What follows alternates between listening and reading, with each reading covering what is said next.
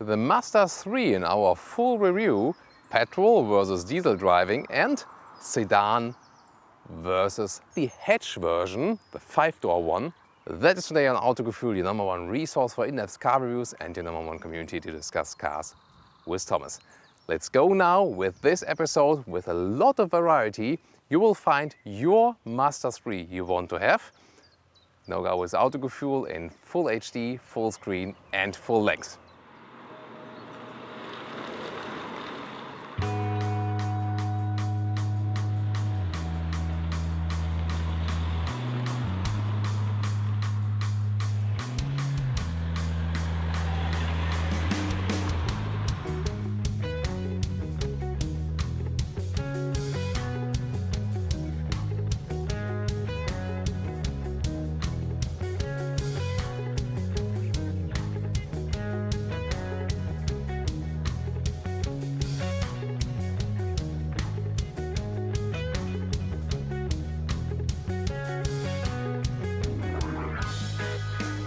The front with the contemporary design here, and especially what you can see is that we get one complete swing here around that leads into the headlights, and they are also oriented in a more horizontal way that makes the car a little bit broader already. If you pick the adaptive cruise control, then you got just a 2D logo here because the sensor is hidden behind it.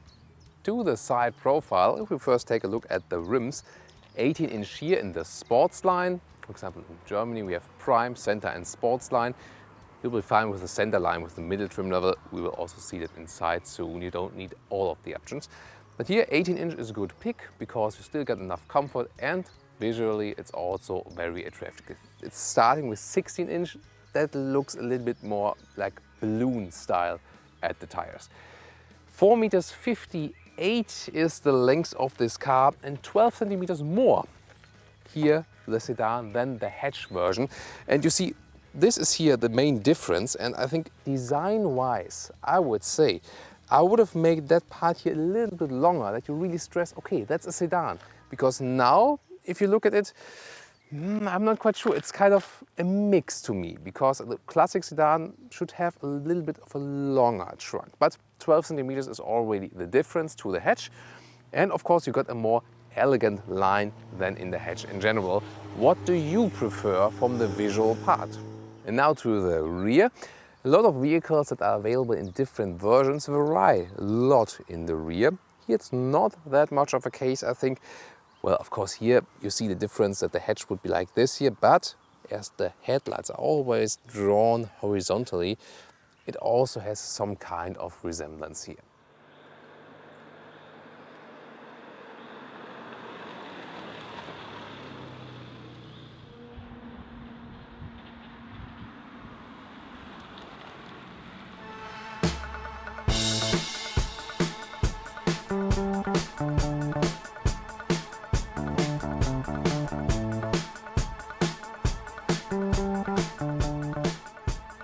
And now to the hatch version. First of all, a different color, not ruby red anymore. This one here is called sapphire blue. To me, sapphire blue would be a little bit darker in the blue color. However, I still like the blue car, but maybe if it would have been a little bit stronger. However, still a quite nice color. And the main difference is, of course, the side profile, because you see in the front everything is the same. Well, we got one little detail. Here you can see this one here is a massive 3D logo, not a 2D one, because here there's no sensor behind it. It means we also do not have the automatic cruise control with distance keeping, just the normal cruise control. Now the side profile is the main difference, and don't be fooled by the rims, because here we got smaller rims now, 16-inch. It's a big difference, of course, to the 18-inch we had on the sedans. That looks better.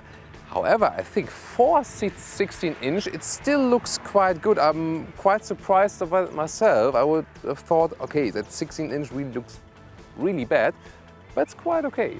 Of course, with 18 would look even more. So, and then this one here is the main difference, the side profile. And we've seen that the sedan has this drop down. And then the question is really, what do you think which is more beautiful? It's up to you, basically. I'm usually more of a sedan fan, but here in this case, as the sedan doesn't have such a long rear, maybe I would also design-wise go for the hatch here. You see they found a very interesting line here, definitely, with a strong shoulder and heading over into the taillights, and those ones are not that different. So 4 meters 46, 12 centimeters less in length than the sedan, but as the rear window is also not very steep but rather flat, it doesn't make such a big difference than maybe with other vehicles. And also as those tail lights I've just explained, they are also quite similar in both versions. So for this car, the difference between hatch and sedan version is not as big as with other cars. So what's your choice here?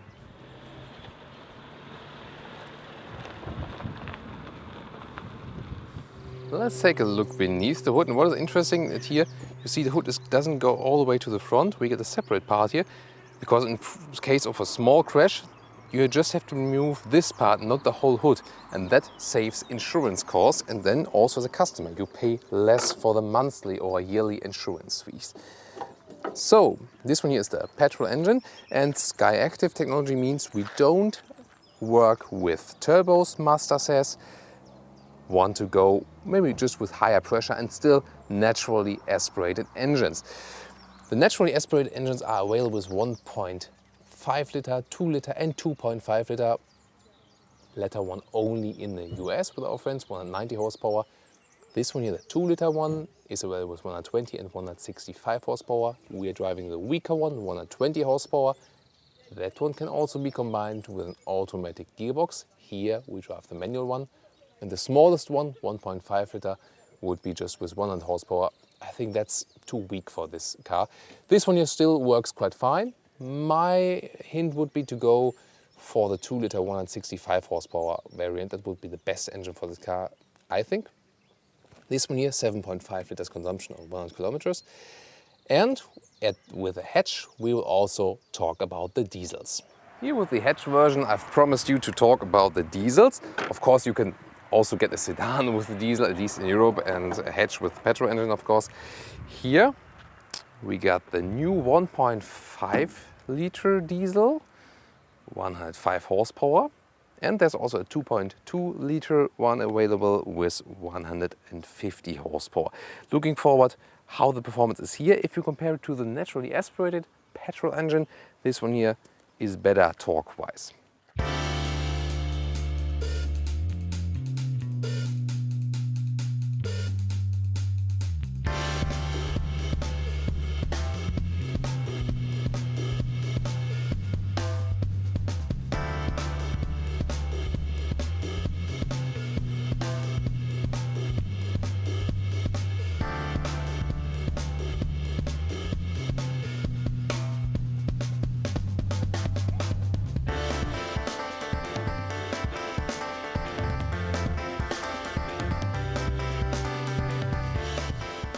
This is the car key to get inside, close and open, but we also have the keyless function. It's not working automatically like this. You have to press the key here and then it's working.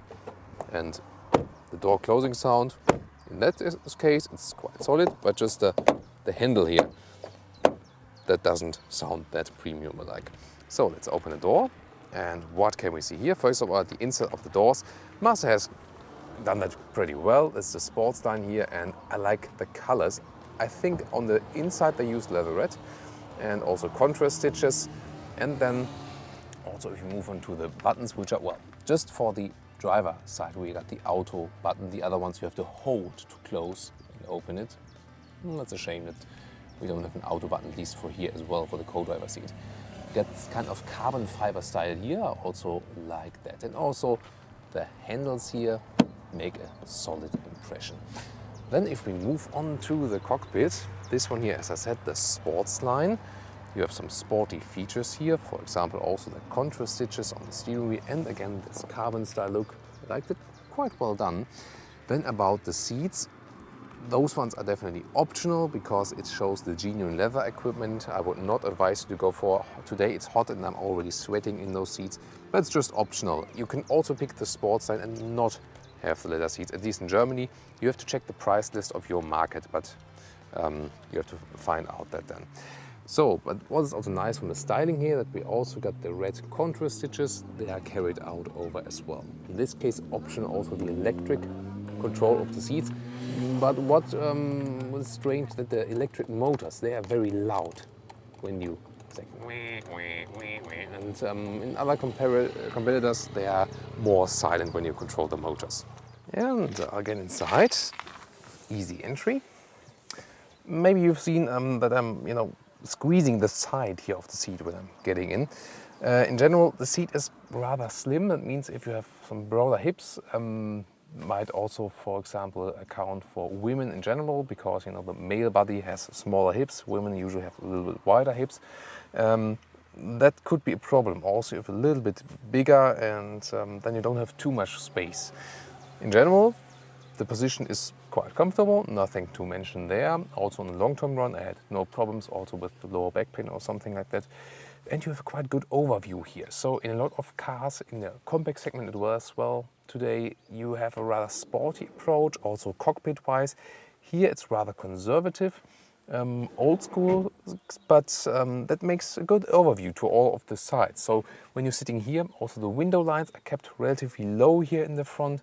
That means, you feel rather safe here. You think, okay, I got everything in control.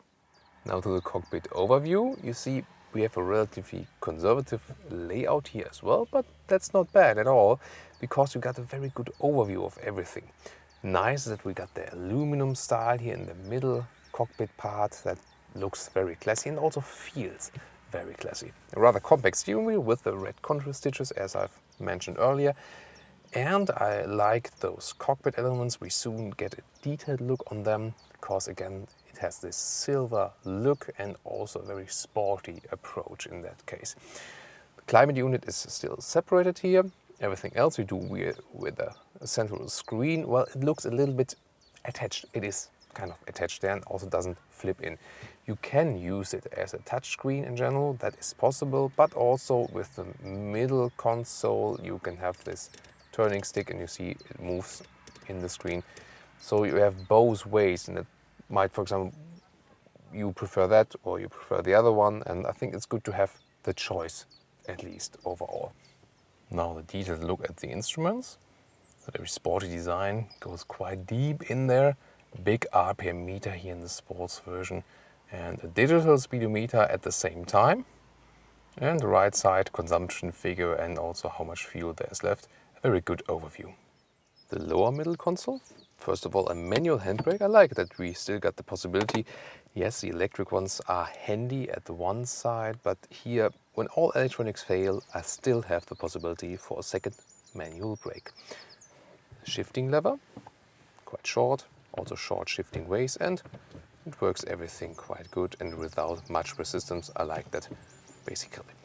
Then this one here is the central stick for the multimedia system, some shortcuts for home button, sat nav, favorites, and always going back. Usually you do just turn it here and also feels good. Also good to get a good sound when changing. And then you press it to go into a menu. That's possibility number one to control the screen. And then you can check the infotainment system as well here, for example, with hitting it with a touch. So you have both possibilities. And well, for zooming in and out, I think it's depends on, either can go here or inside, for example here, changing the view, but also when you touch inside, that's the best possibility to scroll around, see it right here, or to zoom in and out. So that's the fastest way. So always maybe combine some ways how you can control it. The GPS reaction times could be a little bit faster. Then if you go to the home screen again, you can either press it here in the left top button or the shortcut key lower in the middle console. As a driver, I tend to use the stick in the middle one and not the touch, because you can browse around here quite easily. Then go to settings, for example. And the adjustment for the head-up display only works when I turn on the engine. You see, then this small plastic glass is flipping up. And then I can go to the settings again and also adjust the height of the head display. And you see, I'm not sure if you see it in camera how it's flipping a little bit. And then it depends on if I can see it as a tall driver or maybe as a smaller driver in there. And now I've also changed the language. It took ages to change the language, by the way. You can see again the main menu, and if you go to communication, then you can connect your phone via Bluetooth. Just activate the Bluetooth on your phone and then that works very fast. And just hit connect and pair both. And look at the rear view camera. The display is not flickering in real life, by the way. That has something to do with the difference in frame rate of camera and this screen. See the rear view camera, it's nice to have it. Optional, of course. And well, the resolution is not the best one. It could be a higher resolution. But overall, it's a good feature to see what's behind you, of course. And it fills also the whole screen. And in the right upper part, you also have the PTC active, that you get the acoustic warning and the visual warning, what is closed. You don't have to rely on the visual part only. See, the climate unit is separate, and they've reworked on the build quality here. It's maybe a little bit loose, the control could be strengthened up just a little bit, but a good glass visibility here. But you see it collects also some scratches, more and less vent, AC on and off, and that's it. Seat heating is up there, by the way. Optional just in the sports equipment or optional for the lower ones. But with the center line, with the middle trim level, you'll be also just fine. As for the build quality, if we really look into the detail, I mean, surface-wise and also visual-wise, everything looks very good. But then if you really go into the detail, for example, lift the armrest, and then you see you can move it very far around you to the right and the left. And that doesn't happen with some of the other competitors, for example, from the German manufacturers. I'm not promoting German manufacturers, not at all. I don't have any interest in that. I'm just stating a fact here. So, and here, also when you close it and get the whole middle console, see it right here, you can shake it around, really. And I'm not doing it very hardly. And there, Mazda still has to improve something. In general, looking at the storage space beneath here, you have a lot of space, and that's again very good. And that is leading in comparison to other competitors in the compact segment. 12-volt power supply, 2 USB slots and SD, but this is here for the GPS data and aux in as well. Then 2 big bottle holders. They are not adaptive though, but at least you have 2 sizes available for different bottles. In the front, maybe to put your smartphone in there, just a very flat surface. And then if we carry on here, there's a glove box, which is very spacious. I like that. And you see it's also sliding, well, it's sliding down really fast now because there's a lot of in there, but it is dampened a little bit. And for big bottles, there's also more space at the inside of the doors. And you see it does work. They have done a good job here. And one more for your glasses. And what I've already criticized, for example, at the Mazda CX-5, it's maybe not with every car, but here, again, behind the steering wheel, the transition here between the surface of the steering wheel and the next part, there is a sharp edge. And on the right side, it's not that bad, but on the left side, it's even worse. And then you could hurt your finger here. Let's get in the rear of the sedan version. And I have the seat, oh, see, that's good. You can almost open the door here 90 degrees, so you got an easy entry to the rear. When I have the seat as I would be driving as a tall driver, 1.86 in meters, then you see there's hardly any space left for your knees. I'm touching the front seat with my knees. That wouldn't happen if you, for example, got the setup 180 meters driver in the front, 180 behind you. That might be like the limit. Above that, it's not really working with the knees. Well, it's still okay because the seat is soft, but maybe the driver in the front wouldn't like that then. Also, headspace wise, that's still okay. So 190 would be the limit as for the headspace here. Still, the seats here, they are not that much in a lying position as in other sedans. So you sit relatively upright here. Overall, I think it's a comfortable position if your legs aren't that long. And for the next holiday trip, you can also flip down the armrest with more beverage holders. Now to the main difference from the sedan and the hatch version, it's the trunk. You see it opens a little bit just automatically also when I use it at the key, just a little bit, but not all the way to the top. And then of course the entry is very limited, and that's, well, the unversatile side, the impractical side of this car. But we got a little bit more in length, so lengthwise it's good to put some suitcases in. But of course you lose the ability, for example, to put a bicycle where you have removed the front tire or so. That possibility you do lose, and that's a bad thing, disadvantage of the sedan. And to flip the seats you have to pull these here. Also don't make the best impression, to be honest. And then you can flip the seats from here. You have to go around, but at least you got a relatively even loading surface here. That's still okay, and I can also show you the other way around if I move in with the second one. Let's see, and that's the maximum storage layout. That's quite nice. And they've missed the feature that you can flip the front, the co-driver seat here totally to the front, even if it has the manual setup. But you can go it all the way until the rear. That is also okay. If you then remove the head restraint, then you also have a relatively flat area. But then again, well, what do? You can pull it all the way to the front like this. But then you cannot flip the rear bench totally. So that's still a lacking of concept.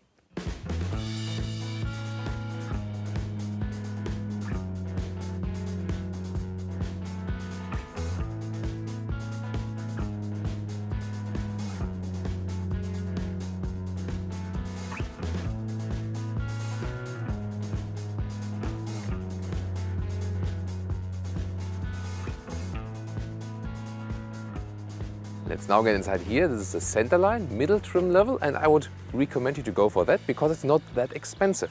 And already here in the center line we have those carbon style covers at the inside of the doors. Here we don't have aluminum, but this shiny black plastic. Well, it looks quite good, but it's more prone to fingerprints and scratches and stuff. So I would more like to go for the aluminum style there in general. But then here, already here, again the carbon fiber look, also red contour stitches on the inside, and the main difference is we don't have the optional leather seats here. These ones are the usual cloth seats in this center line trim level, and they do a very good job. They're quite comfortable, and I think they also offer you a little bit more space. So I feel better when sitting on them. It's also quite warm today, so I'm not sweating on those seats, and you can adjust them, of course. For example, here's the manual now, so you don't have the loud electric motors. It's quite good because that also works pretty fast. So I don't need necessarily the electric one. Here you can also normally adjust where the seat is situated.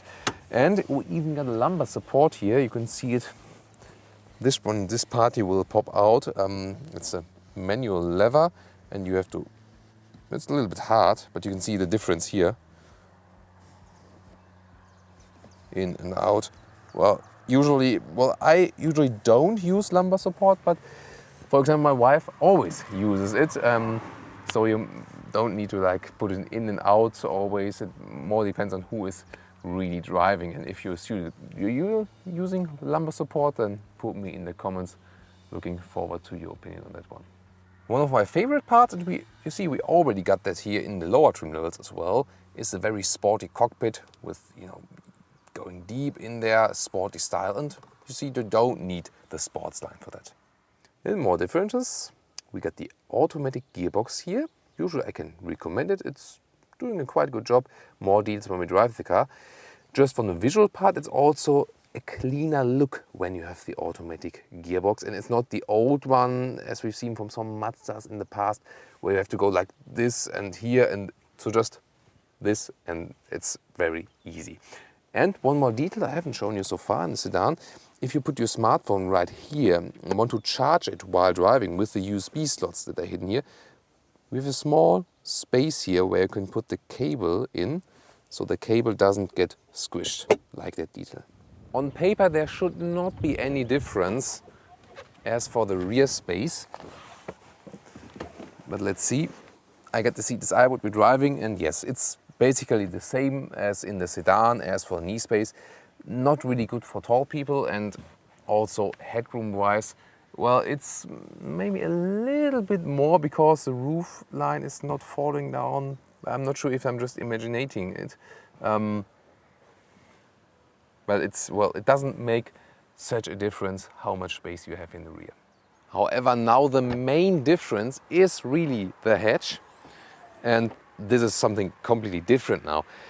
I mean, it's not that long, but you see, it's totally enough for our suitcase with all our equipment, and for example, we can lift them in and out very easily. With a sedan, it would be limited right here, and we have to put them in a dark hole.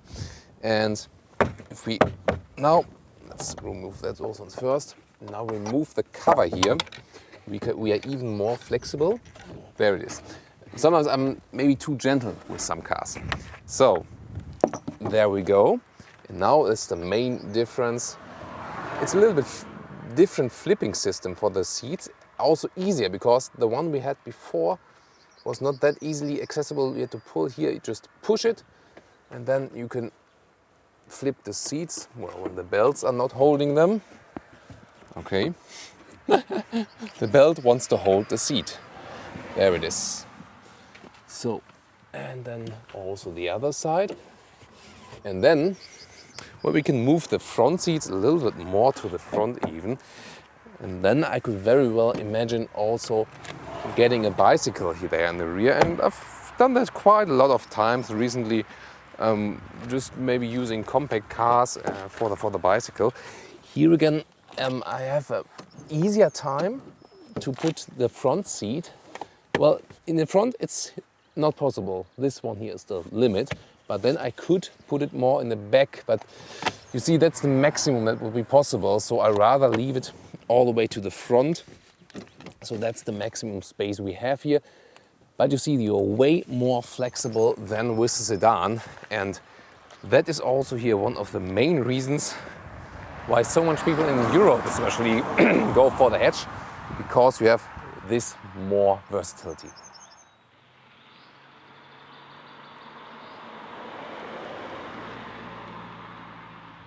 Welcome to the driving part, Mazda3 Sedan. And for the driving part, it's not that relevant if it's more sedan or the hatch. It's more about the engines, because here in the sedan, as I said earlier, we test the petrol engine, and in the hatch we'll test the diesel engine. Of course, you can also switch it the way around, depending also on your market, which engine is available in which market. As I said in the engine overview, there are several petrol engines available: 1.5 liter, 100 horsepower, 2.0 liter with 120 horsepower, that's this one, or 165 horsepower, and especially for the friends in the US, the one we can also drive in the CX-5, 2.5 liter with about 190 horsepower. We cannot get that here in Europe, and diesels we'll check out when we drive the hatch later, 1.5 liter and 2.2 liter. So here now it's all about the 2 liter petrol engine with 120 horsepower. That one can be combined with the automatic gearbox, not here, manual gearbox here. And what can I say to the manual gearbox? Well, I'm usually a friend of the auto gearboxes, yes, but here it's also quite fine to have the manual gearbox. You have a quite short shifting stick, and the ways where you put the gears in are also relatively short, and you also don't feel too much resistance when shifting. So overall, it's a quite comfortable shifting process. Then what I've already told you in the interior overview, some of the compact class cars nowadays, they tend to be very sporty. You sit relatively low, you have a sport cockpit style atmosphere, and also some very small window lines. And here it's a little bit different. It's not set on this sporty approach. you more feel like you have a very good overview. Sit kind of upright when you sit in the right position. You can very well watch through the windows. All the windows are relatively steep. Just the rear windows, they rise a little bit in the design line, so the view is a little bit limited, but just a little bit. The overall overview is very good, and as I said, you feel very safe and in control, as you feel the car around you is placed rather low. And it helps, for example, when parking in, when driving in the city, to remain calm. That's definitely a good choice. Also, the temperature controls are easily reached. They're on the height of my knees, that's no problem. And everything has a good overview, so they don't have to search for buttons and stuff. Also with the GPS. Now we have some sun shining in. It's not too easy to see everything, also especially when driving. Well, sometimes you maybe want to use the screen where touch, maybe when standing still, like here right now, and you couldn't use the touch, but also maybe when you're driving, because then it's going like this. Sometimes it's maybe better to use the central control stick and then control the middle screen. So that's also a good choice. You have this redundant control that you can do both what you want to do. I also see a head-up display here now. That is a small plastic chip that has been flipped out, and it's not directly transported into the very front screen, but in this small glass I see here. Is it worth to go for? I think not, because the distance between the head-up display and the normal speedometer is just like this. It doesn't really make such a difference. For me, it would only make a difference when it's directly transported into the front screen, sitting a little bit higher, as we've seen, for example, with other premium class cars. So as for head-up display, I'm really a big fan of head-up displays, but if, then a real one and not the one that is transported into this small plastic screen that sits directly on the dashboard. I think then you can just leave it completely. The steering is also set on a very comfort way, so you have no problem when you're driving inside the city or parking in. It still feels rather natural. It is not indirect at all. I could say it's direct, but the main thing is it doesn't require much strength when controlling it, and that's of course a comfortable feeling then again. So you get the feeling immediately when you start the car. You don't have to learn this car. It's a very simple and easy car. And that's of course a big advantage if you want to have a wide customer group. So you're not scaring anyone off. So this car also does not polarize at all. And that's usually guarantees also a worldwide sales success, because car market is totally set on global sales nowadays. And so they have to cope with that. City driving, well, we can take a look at our dB meter at some lower speed here. We are about 70 kilometers an hour at the moment. We'll check the dB meter, how it looks like with that one. It's still a little bit slower. Let's see. That's already about 70 dB. That's, by the way, now you maybe heard the acoustic warning. The acoustic warning is when you want to change lanes and someone is behind you, a car, then there's an acoustic warning, and also visually you see it here right now in the window. That's the blind spot warner, or toter Winkelwarner, as we would say in Germany. Accelerating now here, for example, from 70 to 100. Let's go in third gear and push that naturally aspirated engine. Let's go now. And that's it. And yeah, thing is that naturally aspirated engine, you really have to push it a little bit, because there's no turbo sitting in. Now 100 kilometers an hour, dB meter says 77, 78, yeah. So we had better scoring car as for sound insulation here, also in this very segment, but it's not really a bad result. Also for my subjective feeling, it's still quite okay here at that speed. So no, not a top scorer in this respect, but also not a bad one.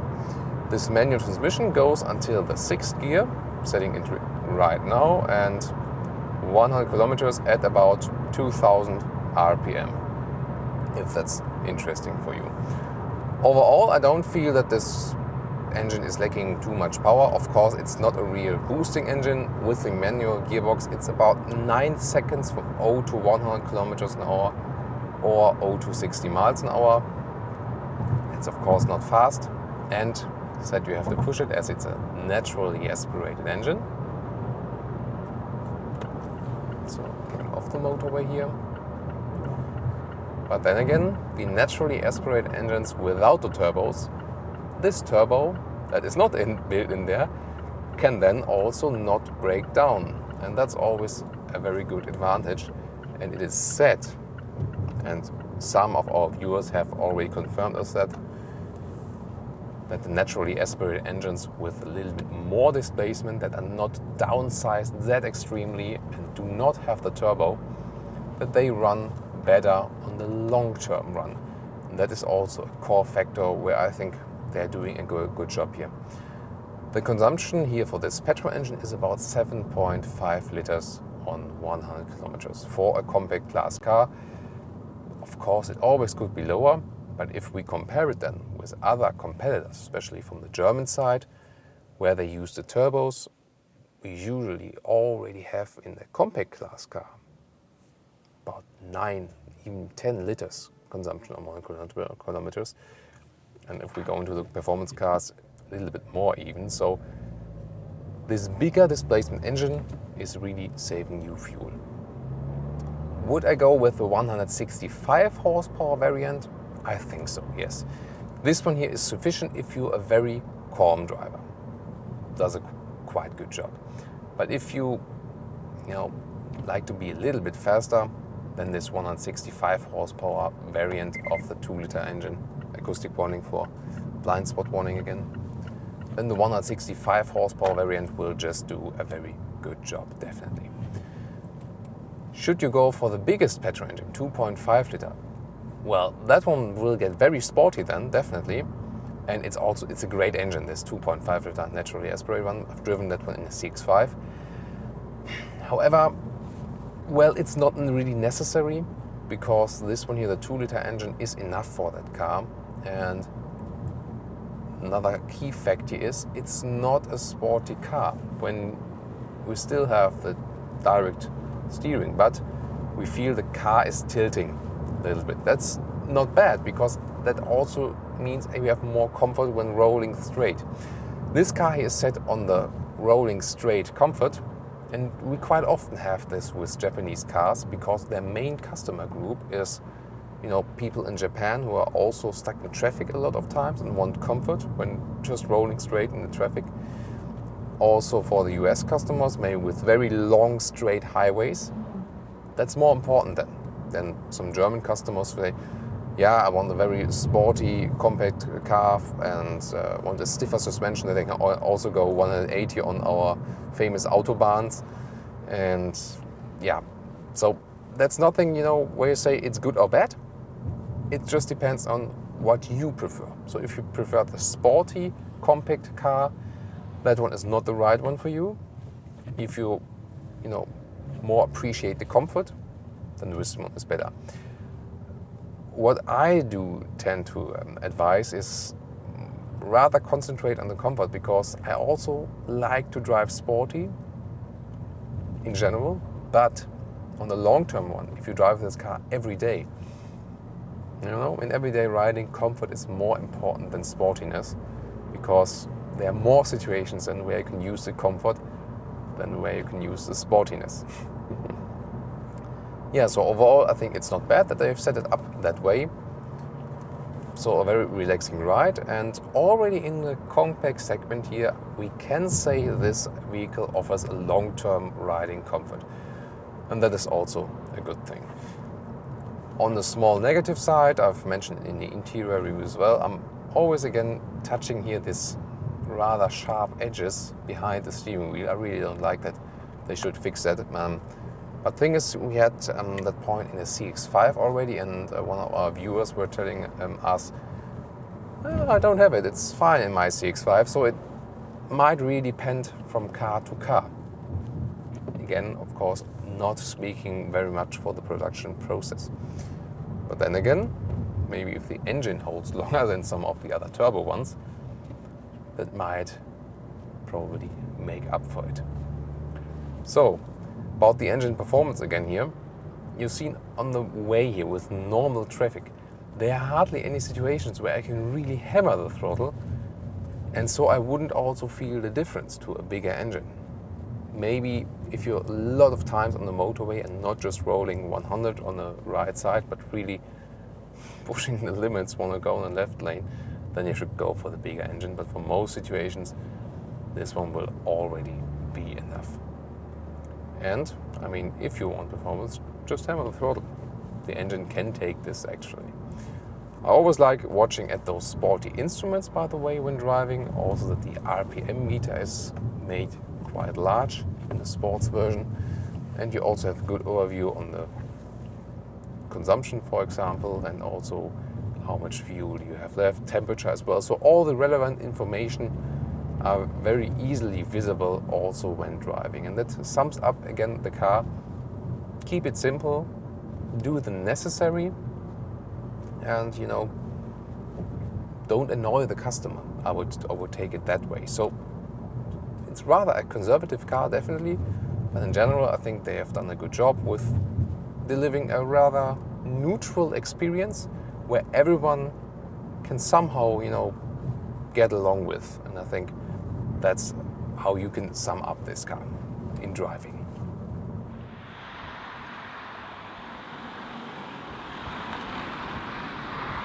And now to drive the hatch and the diesel, 1.5 liter diesel, 105 horsepower, the new one. There's also the 2.2 liter one with 150 horsepower, the stronger one, but this one here, the new one, we are eagerly to test, of course. And to compare it to the, petrol engine that is equal in horsepower, but when they're in about the same horsepower range, the diesel is still stronger. At the moment we are running about 100 kilometers an hour. The road is pretty uneven, therefore it's also quite loud here inside and doesn't speak for the sound insulation of the car. But the diesel itself, that one is not very loud, and when we press the throttle very soon now and also see the acceleration on the motorway, we can also listen to the diesel if we really hear it. So let's go from 100 acceleration. Let's go now.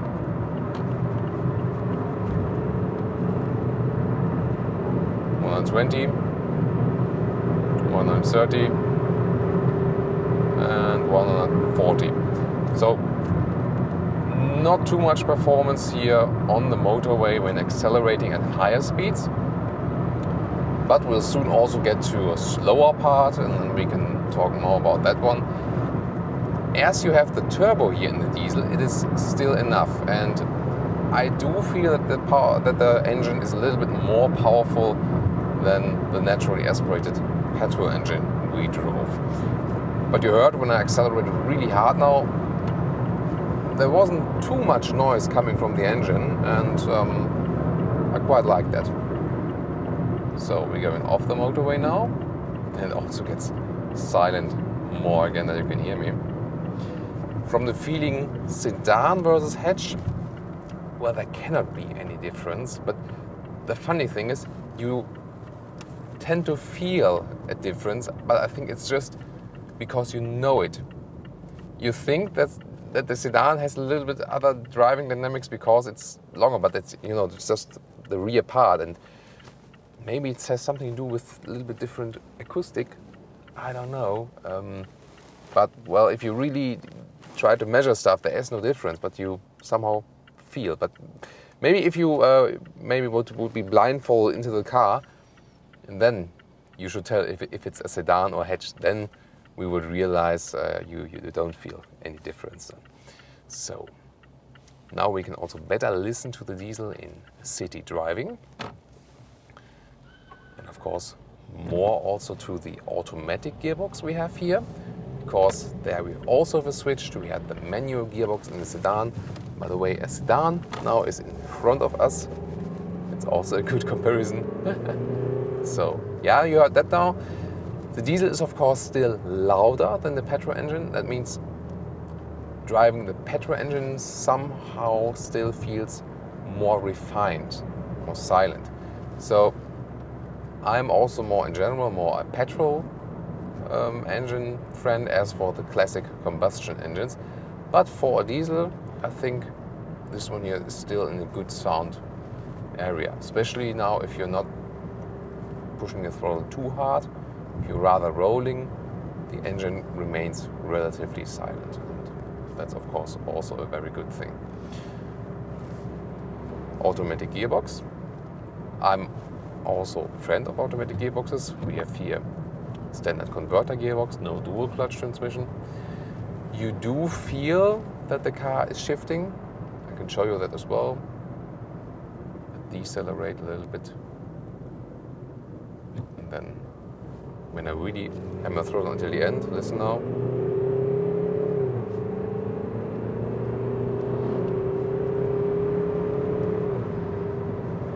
Yeah, so you feel it just a little bit, but it's relatively smooth, that transition, even if you really hammer the throttle. So overall, very satisfied with this converter automatic gearbox. And I think you should go for it if you have an engine that's suitable for that one, because not every engine is available with the automatic gearbox. This one here is, and so if you pick that one here, or also the petrol engine we've shown you in the Sedan, then definitely also go for the automatic gearbox. It's just more relaxing to drive, I feel. And about the consumption, this is of course a difference between petrol and diesel engine, especially as we don't have a super big diesel. So we'll end up, now it's a moment at 4.9, so about 5 liters, depending on your driving profile, where you're driving and how you're driving. It varies of course, but with the petrol engine, I said 7.5 liters. Later on, it dropped even down a little bit, just right below 7 liters. Here, just right below 5 liters. So overall, there is about a 2 liter difference between this diesel here and the petrol engine. That's quite realistic value. And of course, 5 liters in 100 kilometers is really a good consumption. In general, we can say that the Mazda petrol and diesel engines are consuming relatively little fuel. Also, for example, if you compare it to the German competitors, and that's where they really have an advantage, so engine-wise. Now even at 4.5 liters in 1 kilometers, so you can really score some very good consumption figures here.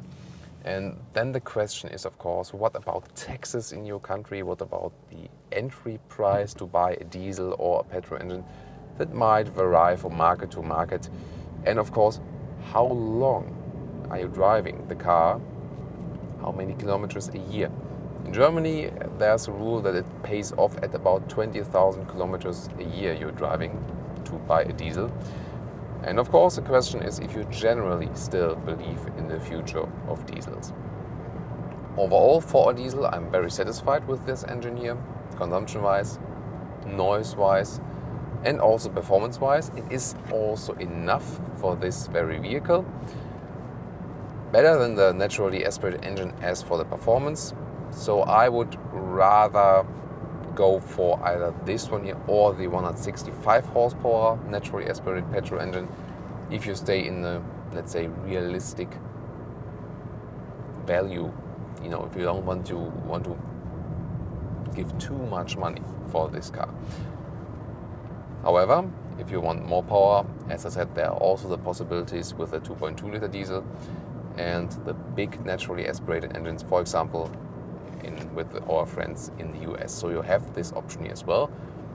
But as this vehicle here, as I said earlier, is more set in the comfort, not so much on the sporty driving, it's also okay for the whole concept to go with a little bit less power. So that will be just fine.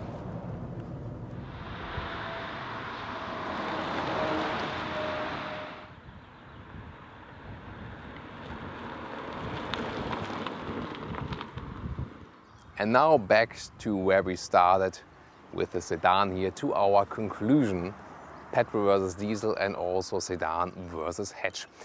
Usually I'm more kind of sedan fan just from the line out, but that's totally my personal opinion. Here I have to say I would have wished that the sedan is a little bit longer from the trunk here, and so I would rather go for the hatch version because it's just a more practical car. When I put off the front wheel of my bicycle, I could maybe even fit my bicycle in the hatch. That would not be possible here. So a better solution as for the everyday usage is definitely with a 5-door version and not with the 4-door version here.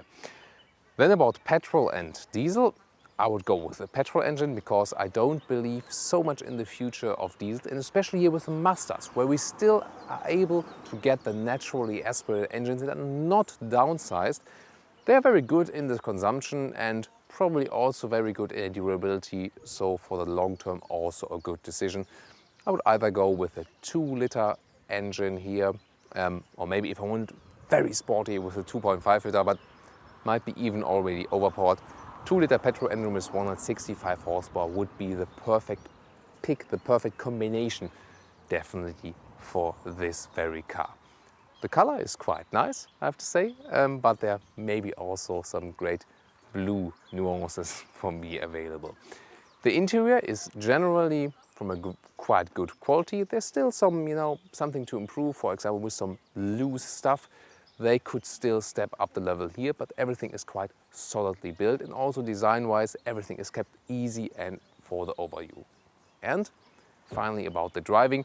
If you want a rather comfortable one in a compact segment and not the very sporty approach, then this is also the right run for you there. Now I want to hear your opinion, of course. Sedan or hatch, which one would you go for, petrol or diesel? And also of the other aspects we covered here with this inside model comparison review. I hope you enjoyed it. I did. And I'm sure we'll see each other at the next Autogefühl episode.